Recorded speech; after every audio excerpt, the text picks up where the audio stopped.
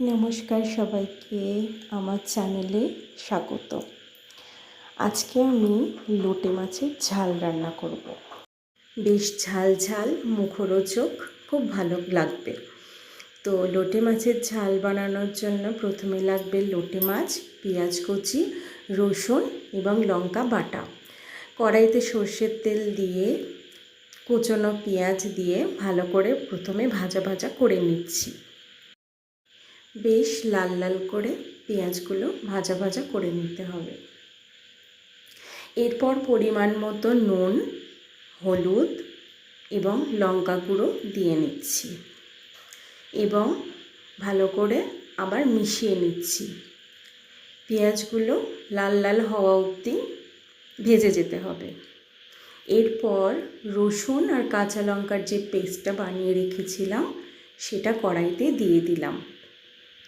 ভালো করে ভাজা ভাজা হয়ে গেলে কেটে রাখা লোটে মাছগুলো কড়াইতে দিয়ে দিলাম এবং আবারও ভালোভাবে কষাতে হবে। কষাতে কষাতে বেশ গলে গলে যাবে মাছটা। এর মধ্যে কিন্তু কোনো জলের ব্যবহার আমি করিনি। তো দেখতেই পাচ্ছেন স্টেপ বাই স্টেপ সুন্দর করে ভাজা ভাজা হয়ে গেছে। এরপর নামিয়ে নেব। আমার রান্না যদি আপনাদের ভালো লাগে তবে অবশ্যই লাইক, শেয়ার এবং সাবস্ক্রাইব করবেন। নমস্কার, ভালো থাকবেন। টাটা।